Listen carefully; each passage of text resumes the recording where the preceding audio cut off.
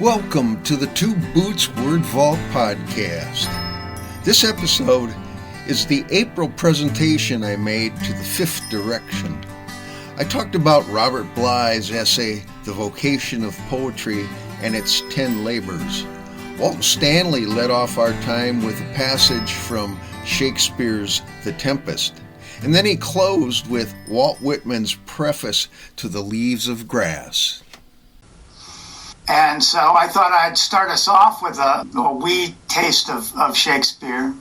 Not a poem, actually, prose, but Shakespeare's language is so poetic and his use of sound so marvelous. I'm going to give you a little piece of the Tempest, which is a play that really ends, according to Hughes, it really resolves the tragic equation. And in The Tempest, of course, there's kind of an alchemist, a wizard who has been exiled. His brother has betrayed him and taken over the dukedom, taken over, in a sense, the psychic kingdom. You know, again, like the kind of egoistic side has taken over.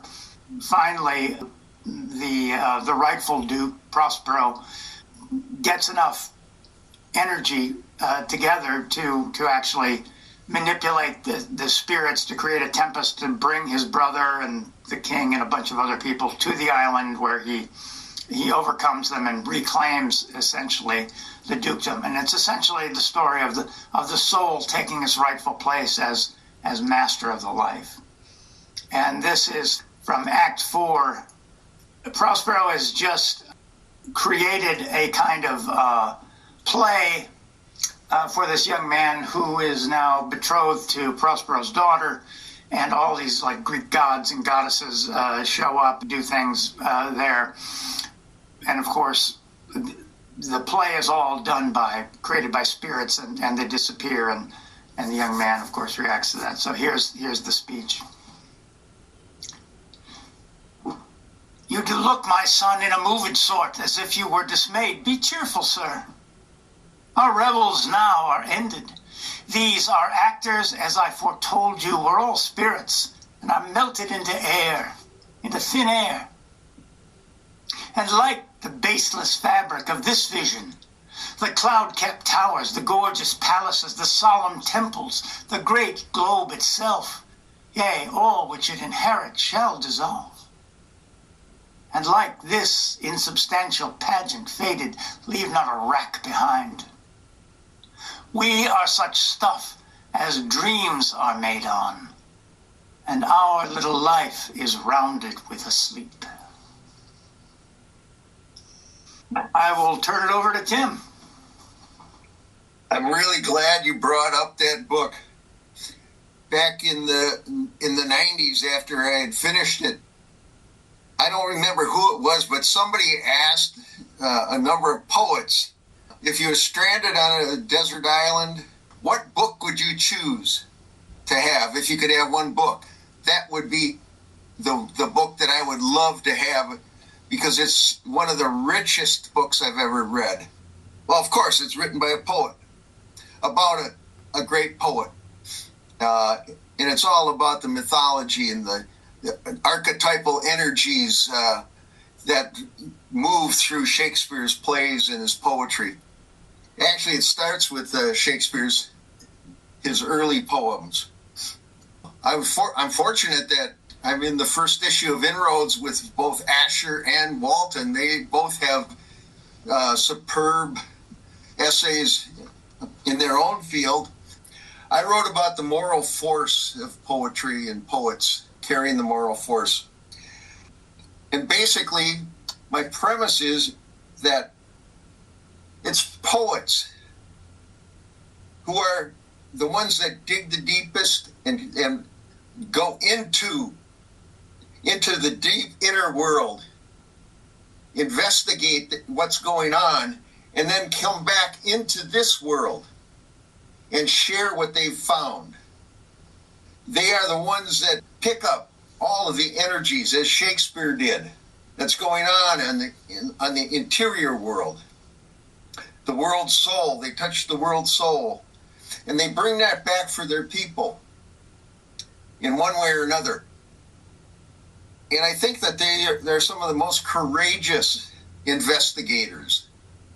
Many seekers and many religious mystics, they go into the inner world and they just want to keep going. They want to move away from this physical world. At least that's the way I was taught.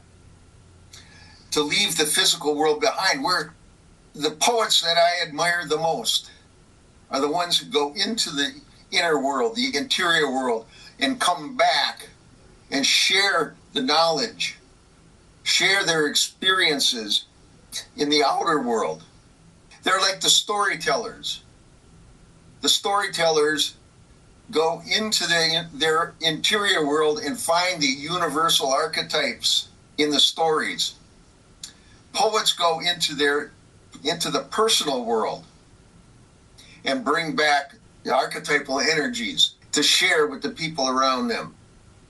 And it occurs on many different layers and levels. We can go back to Homer and the Iliad, and he's been sharing for thousands of years. His work has been shared with us. Or we can go to the hip-hop poet down the street who is sharing with his own little gang of friends. It's only the perimeter of their experience that limits how far their investigations are going to go. So poets are doing that. For us, Robert Bly is probably the most important poet. I find Robert to be, after Whitman, I don't think anyone has changed the way we look at poetry as much as Robert Bly has in the 20th century. Because before Robert Bly, there was a formalism. It was stale and old, and Robert came from the farmlands. He came from the middle of this continent, and he changed the way language was used in poetry. But what he brought through his poetry was the same deep inner energies that you find in the more formalist poets. He expanded poetry in a way that needed to be expanded in the 20th century. And I take this from the garden entrusted to me. And one of the essays is called The Vocation of Poetry. The Vocation of Poetry. And every serious poet that I know has fulfilled the 10 labors of poetry. Bly comes up with 10 labors for serious poets to follow. So I want to give you an example. In the introduction, Robert says, many of us wander into poetry out of sheer love and only realize later that we're in a marriage. And just as a marriage demands participation and compromise and difficulties to move forward, the work of poetry has the same demands. And he lists these 10 labors. The first labor, know the history of poetry in your own language. And I want to give you an example. I'm going to give you some of my poems and some other poems. And I just want to give you an example of my personal experience. And this is a poem that I wrote, and it's called Homage to Whitman. This day, this arch of birch over the log pile, this large sky as blue as a sunfish fin, this pine grove as green as a hunter's coat, this bluff, this corn, this mud-wrinkled road where immigrant Swedes were captured by the hills, ravines, creeks, and oaks by beauty. This melting snow, this thawing ice, this heart of mine, twisting, turning, dangling, ringing, watching and singing in the clasp of beauty's large fist. I eat beauty. I breathe beauty. I rub beauty into my chest hairs. The loping dog, the horned ram, the sleek Ford pickup, the echoing chortle of a strutting tom, the taupe fields, the cut stalks. I love the curve of the contoured rose. The rattling maize leaves slice into my heart. The plum bush swings its thorns to my throat. Beauty infects me. I accept the natural hypodermics, all briars and canes, nettles and thistles, dried and dead and working. These skin strippers, these clothes terrors, the ones who wish me naked with them. I love, too, the stink pots, this manure bed, this nest of opossum, rank with winter refuse, this dormant pile of rot, this embraceable torso, this limp cock, this stirring, cracking, shuddering heart opens for them all. Come in, maple sap, lanolin, wet resin, cedar scent, birch bark, elder root, ash gather, tractor hum, horse fart, skunk tread, and pocket gopher mound dust. Put me in your furry mouth, wrap me in your diaper, bathe me in your silky hide, and scrub me with your stars. I tried to use Whitman's form for my own poem. That's the first level, knowing the poets from your own language. Of course, we know more than Whitman. And no one knew our poets better than Robert Bly. So the second labor, know not only the poetry in your own language, but in other languages. And Robert Bly did a lot of translations, a lot of versions. I want to read one poem that Bly translated, Antonio Machado. Is my soul asleep? Have those beehives that labor at night stopped? And the water wheel of thought, is it dry? The cups empty, wheeling, carrying only shadows? No, my soul is not asleep. It is awake, wide awake. It neither sleeps nor dreams, but watches, its clear eyes open. It watches far off things and listens at the great shores of the great silence. Antonio Machado. The third labor that Robert lays out is the poet must agree to be a musician. And that means either to play a musical instrument, as Rumi suggested in his poems, or to read with musicians.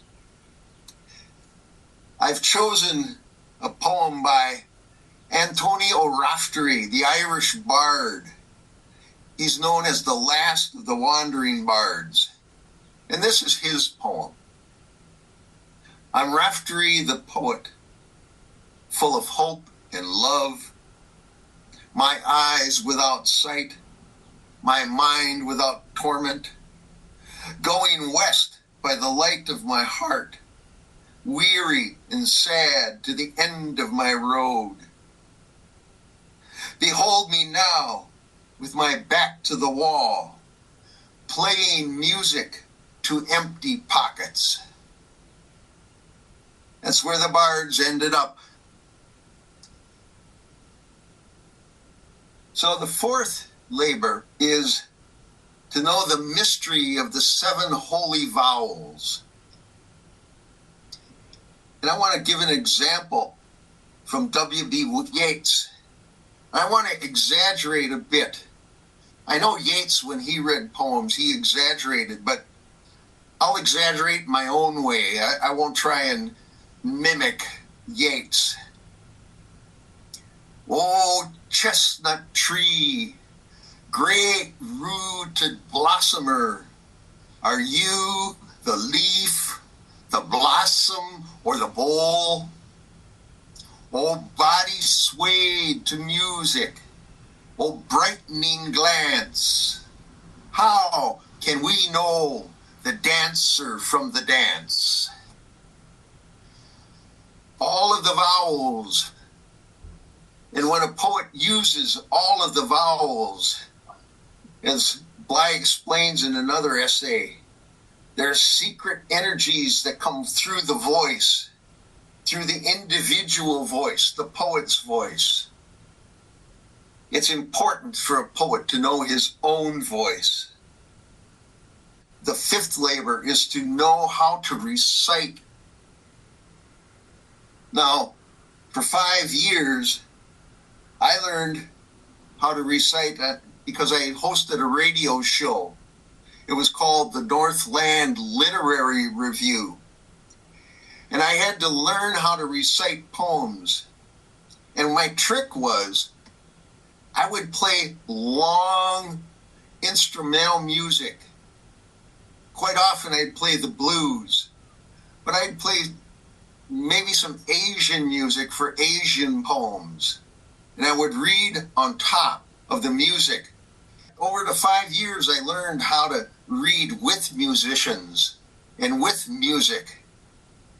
Because sometimes the words in a poem need a lot of space to sink into the listener's psyche. Sometimes music makes them feel more comfortable while the words sink in. That's why songs are so powerful, because it's images and music together. And music is holding up the emotional body while the images go deeper into the archetypal realm. And you can find this with Robert Bly. I mean, when I first met Robert Bly, he was playing a dulcimer while he recited his poems. And I had never seen anything like that in my life. I was at a reading where he was reading to a bunch of 17 and 18-year-olds, and I was in graduate school. And he had asked me and my other poet friend to come along because he didn't want to be just with these young people. And so he is reciting with his dulcimer. And he did about 15 minutes of that. And then he finished. And he kept talking about poetry and the power of poetry. And he carried the dulcimer over and set it on my lap and continued talking. And I can still feel the vibration of that dulcimer on my thighs today when I think about it. And it's like, this is the kind of poetry I want to be involved in. That was the first time I actually met Robert Bly, that first day. Changed the path that I was on because I wanted to be a foreign correspondent, a journalist of the wide world. And Robert shifted my path, and I consider myself a journalist traveling through the inner world now, reporting back to my people. Talking about the sound of and the recitation of poems. Bly's good friend, the poet Donald Hall, he said that if a poet doesn't open his or her mouth enough in readings, that poet is suffering from mouth guilt. And I've seen so many young poets struggle with that. I know that from myself from my early days, struggling to feel totally satisfied with the words that were coming out of my mouth. Donald Hall called it mouth guilt. And he said when you mouth the words and the vowels correctly, he calls that milk tongue, the milk tongue. Curious way of describing that. The sixth labor is actually, for a poet, is to occupy the position of wise woman or wise man in your tribe. poets have different tribes. Robert Bly's tribe is huge. My tribe is small. But within that tribe, I want to share what I have. And Asher, by inviting Walt and I to be part of this, I feel that some of that is happening for me. But I want to give you a poem by Jimmy Santiago Baca. He's a mixed Mexican Indian American living in Albuquerque, New Mexico. And this is his poem. It's called Poets Can Still Have a Good Heart. He says, poets can still have a good heart and have a past riddled with violence. He can have a strong heart and have known addiction. He can have a good heart and have known drunks and thieves. Do this. Stand before a group of uppities. Admit you know someone with AIDS, someone in prison, someone homeless, someone with mental illness, someone handicapped. It means while most turn away their hearts, you face life as the sweet impulse of pulsing blood, to live your life, not to live a lie. I'm in the garden this morning. Pleased, the roses are so beautiful, awed by the lilac's treasure of fragrance. Honeysuckle vines flourishing, climbing over each other up the wall toward sun rays, shivering with hungry freedom for the open road radiance. I don't remember my dreams this morning, but I keep a journal next to my bed in case I do. Its empty pages welcome images, voices, sifted and tunneled through my waiting pen. I intend to compose poems of friends who died in recent years. I keep talking to them, hearing them in my head. Admirable acquaintances I wish to honor. Ones who stood, who labored against oppression, with heels dug in, dirt against retreat. I'm going to say that again. With heels dug in dirt against retreat. Voices, brilliant comets, subverting the dead. Jimmy Santiago Baca.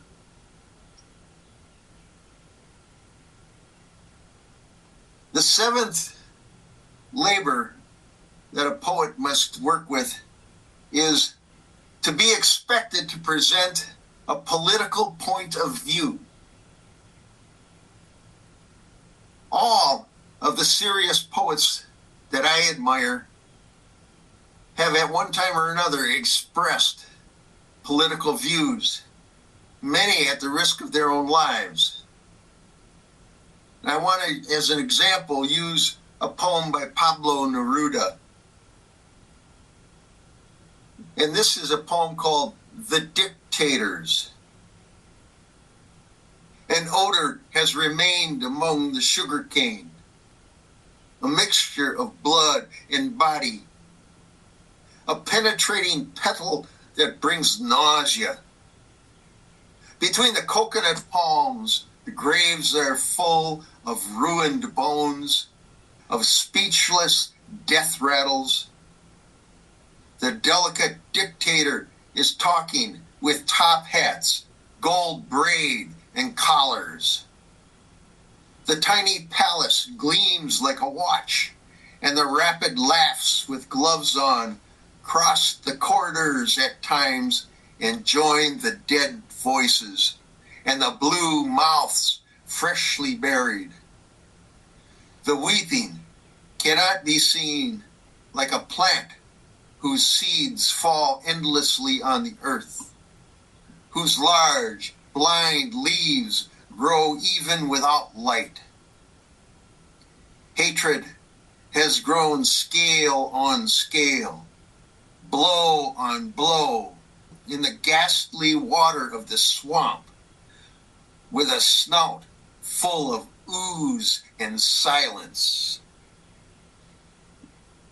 Now, some say that Pablo Neruda died of cancer. Others say that he was murdered. The eighth labor is keep communication open to nature. And I want to go way back this time. I want to go back to 700 AD by our reckoning, to Du Fu, the Chinese poet. This is a poem that was translated by the poet Kenneth Rexroth. And it's from one of the first books of poetry I ever purchased at a bookstore. 100 Chinese poems, translated by Rexroth. And this poem is called Loneliness. A hawk hovers in air. 2 white gulls float on the stream. Soaring with the wind, it is easy to drop and seize birds who foolishly drift with the current. Where the dew sparkles in the grass, the spider's web waits for its prey. The processes of nature resemble the business of men. I stand alone with 10,000 sorrows. Du Fu. And the ninth labor, and this is be an open spokesman for joy. And for this, I want to use one of my favorite Robert Bly poems, Stealing Sugar from the Castle. And even though I spent many years with Robert Bly, from that first time, I believe it was 1981 when I first met him, until he died in 2021, it so happens that Robert died on my birthday. So I have a special connection with Robert in another way, by dying on my birthday. But this is Stealing Sugar from the Castle.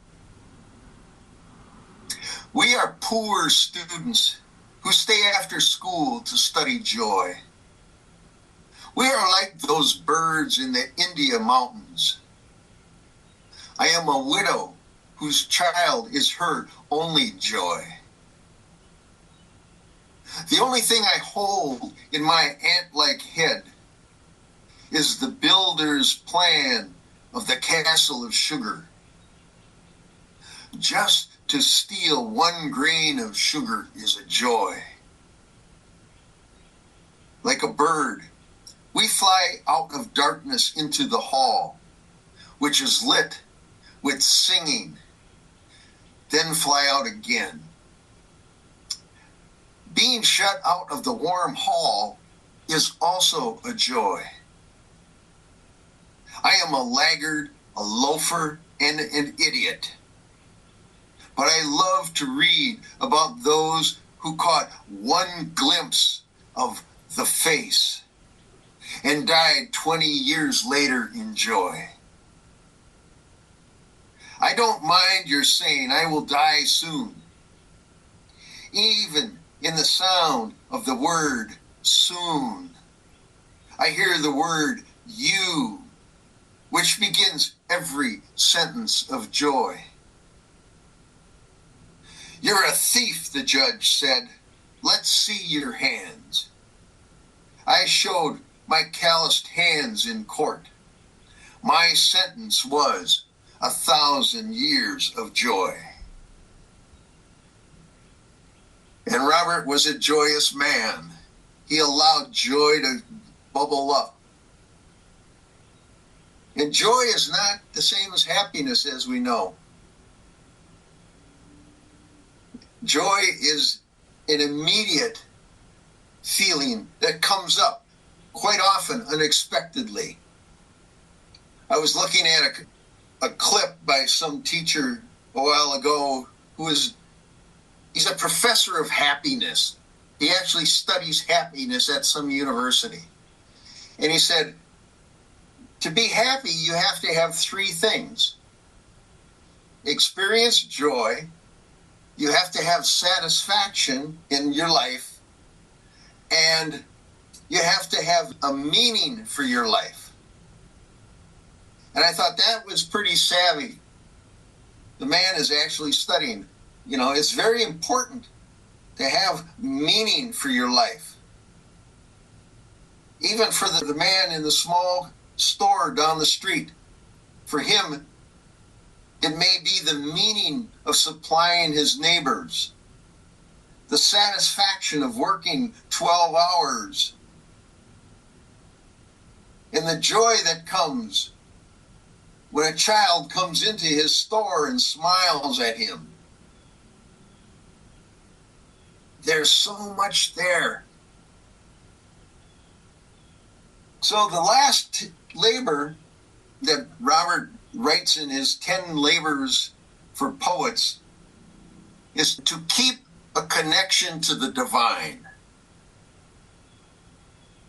And I wanted to use as an example a poem by Rolf Jacobsen, the Norwegian poet.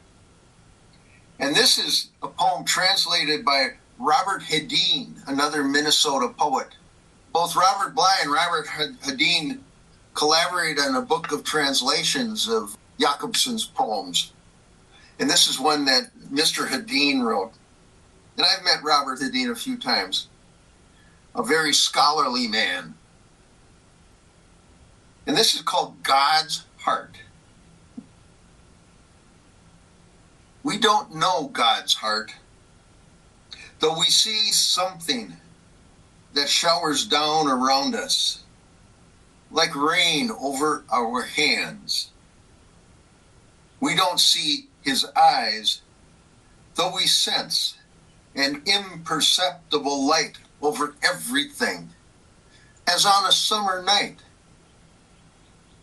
We don't hear his voice, though we find roads everywhere and signs in our hearts, paths of quiet light. So those are the 10 labors.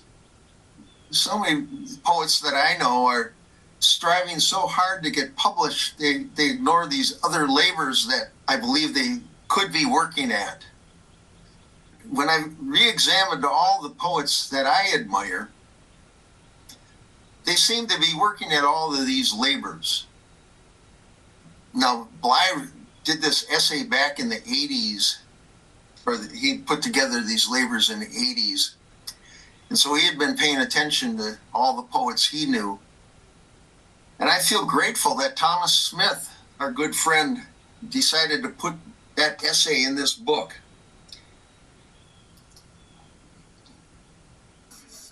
Well, if you like, it looks like we're coming to the end of our time. I thought I would end with reading a little Whitman, a little of his preface to The Leaves of Grass. Going through this, I've been going through, the 10 labors. I think a lot of the labors are sort of described or referenced in this preface. This is what you shall do. Love the earth and sun and the animals, despise riches, give alms to everyone that asks, stand up for the stupid and crazy, devote your income and labor to others, hate tyrants, argue not concerning God, have patience and indulgence toward the people. Take off your hat to nothing known or unknown, or to any man or number of men. Go freely with powerful, uneducated persons, and with the young, and with the mothers of families. Read these leaves in the open air every season of every year of your life. Re-examine all you have been told at school or church or in any book. Dismiss whatever insults your own soul, and your very flesh shall be a great poem. and have the richest fluency, not only in its words, but in the silent lines of its lips and face, and between the lashes of your eyes, and in every motion and joint of your body. Yeah. Yeah. Well, thank you, guys. We lost you along the way, but it is Easter, so to be expected. But thank you, Timothy. I really appreciated that. You're welcome. I think the lecture's going to be